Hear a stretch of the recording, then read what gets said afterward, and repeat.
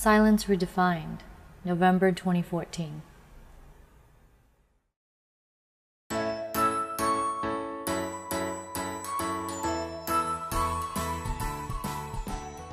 Hi everyone, welcome back to Joanne Tech Lover. I'm Joanne, and today I'll be doing an overview on this Razer Naga 2014 MMO gaming mouse. And the cool thing about this mouse is that there's a left-handed version. Also, you must be wondering, oh, I'm wearing a cardigan because it's gotten colder. Here's what you get in the box, the mouse itself, which I'll go over in more detail in just a bit. But first, let's take a look at some of the accessories, or just documentation and stickers. You get a couple of these green Razer stickers, and they're very different from the Chroma stickers. Well, not that different, but just in color. You can check that out if you want in my Razer Chroma videos. And what else? This is the congratulations, there's no turning back notice. Yes, Razer, we get it. We are all part of your cult now. And what else? Exclusive rewards program to the Razer faithful. See what I mean? Anyway, check this piece of paper out if you are interested about that. And you also get some quick start guides in a couple different languages. Now let's take a look at the mouse cabling. Get some braided cable, 2.1 meters or 7 feet, and you get 1000 hertz ultra polling, which helps reduce lag, which is good for mice, but not so much for keyboards. I think 200 hertz is enough for that. And it's also for PC and Mac. Before we take a closer look at the mouse, here is a look at its USB connector. I believe it is USB 2. And now onto the mouse itself. It comes in this matte black finish with textured rubber grip on the right side, which feels a little bit odd to me because let's say I haven't used this for a little while and then I put my hand back on it, I get this sticky sensation, but it's not. Anyway, and the fourth finger rest right here is very comfortable. I love mice that include this, really awesome. Now onto the buttons. So there are 20 programmable buttons, and I will explain that. So you get the left and right clicks, scroll up, scroll down, scroll tilt left, scroll tilt right, and then middle click. And then below that you get 2 buttons as well. And then let me turn it on to this side. You get the thumb panel buttons. Oh, so good for MMO games, by the way. And there are 12 buttons here for the action bar of your game. And these are interesting because instead of the more mushier buttons that you might feel, these are mechanical switches. So this is for more improved accuracy, and the click sound lets you know when you've actuated it. And I have to admit, it is really easy to use, but the downside is it's also really easy to mispress because of how easy it is and the angle. It's kind of got this, if I tilt it this way, it's kind of got this sloping concave, design to it. And maybe the size of the buttons also contribute to the mispresses. But moving right along, let's go on to the bottom of the mouse. You do get some gliding feet, and it does glide very smoothly. And also at the bottom is this 8200 DPI 4G laser sensor.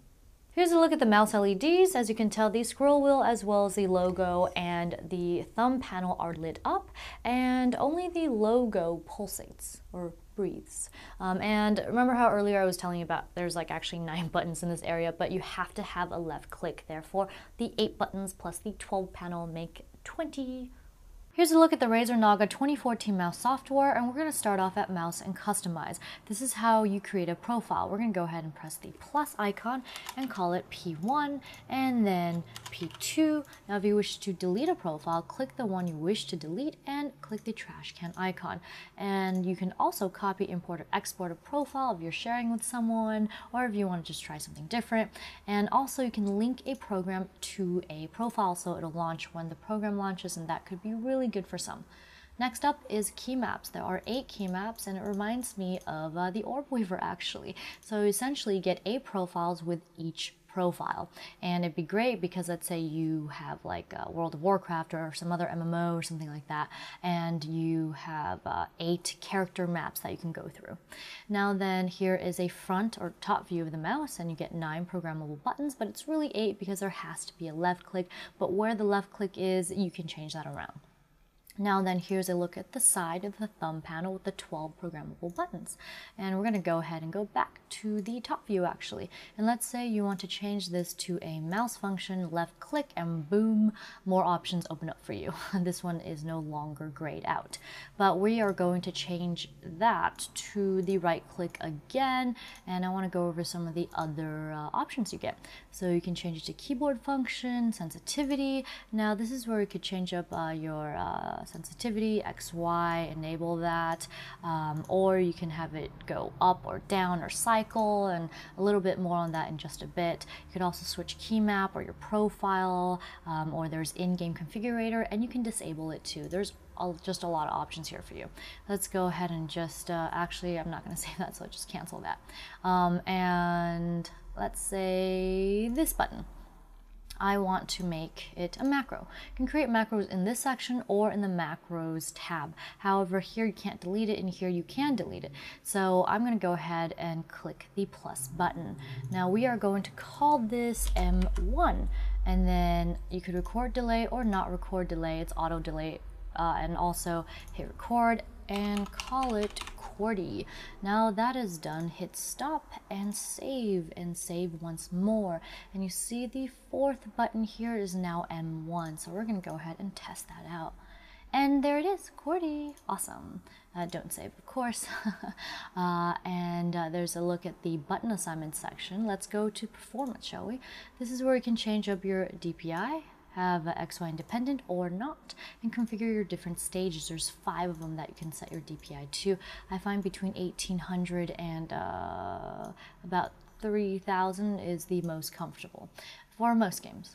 Anyway, and I'm going to go ahead and cancel that. You can change up the acceleration as well as, and the polling rate, whatever your system can handle, and it does matter for mice, so that is a good thing. Now let's go to lighting. You can go ahead and turn the displays off, or go ahead and switch all device lighting to off when display is turned off. Yes, go green. And then calibration. You could go ahead and calibrate your mouse mats. For example, if you have a Razer mat, they have it in here for you ready, so that is really awesome. Or other mat, you can go ahead and add mat and then click calibrate. Now let's go on to the macro section. This is where you can delete one. So let's say, where is that M1? Go ahead and trash that and then create another one and call this one M1. You could record auto delay or specific delay. For example, you want 500 or 2500 seconds or something like that, or no delay at all, but we're gonna do auto and then click record. Since the seasons are coming along, I feel like food, but what? Cranberry. I think I spelled that wrong. As in cranberry sauce. Alrighty, now I'm gonna go ahead and click stop, and here's something cool. You could change, for example, let's say R. You could change it to B or something, and then boom, it's changed to B suddenly. You can even change the delay time to 150 or something, and boom, there it is. Not only that, you could trash it, or let's say you want to move this B up, move the speed down. So let's say you made a really complicated macro and you messed up at the last bit. It's just great to be able to change things up this much. And you could also insert something, and you could delay before, keystroke before or after, and then once, let's say keystroke below, you could record it, and then let's say KL or something like that, stop. And there's just many ways you could change up your macros. And last but not least is the add-on. So this is the in-game configurator. Right now the mouse has it set on, let's go to customize. On the left scroll will tilt. So let's go ahead and press that button, and here we are. Let's go to the mouse. So this is basically a menu that pops up when you're in game, and you don't have to be kicked out of the game to use it, which is really awesome. You could change up your profiles, your key maps, as well as let's say assign a different function to a key. You could even go to macro section and create a whole new macro. So I would say this is very, very helpful. Alrighty, that concludes the software portion of the Naga 2014 gaming mouse. And now for pros and cons. So what I like about this mouse, I like that it's very comfortable. It's got a nice grip to it. And also you get 20 programmable buttons. That's sick. Hope you like the software portion. And also there's a version for lefties with a thumb panel on the right side. How insane is that? And the thumb panel is easy and fun to click due to its mechanical nature. And there's LEDs on the scroll wheel, thumb pad, as well as the logo. And I do like the in-game configurator software that lets you change button assignments and more in-game. Here's a look at the cons. So I would have liked to see the scroll wheel and the thumb panel breathe in conjunction with the logo, and I wish I could change the intensity of the lighting as well as have the LEDs be brighter.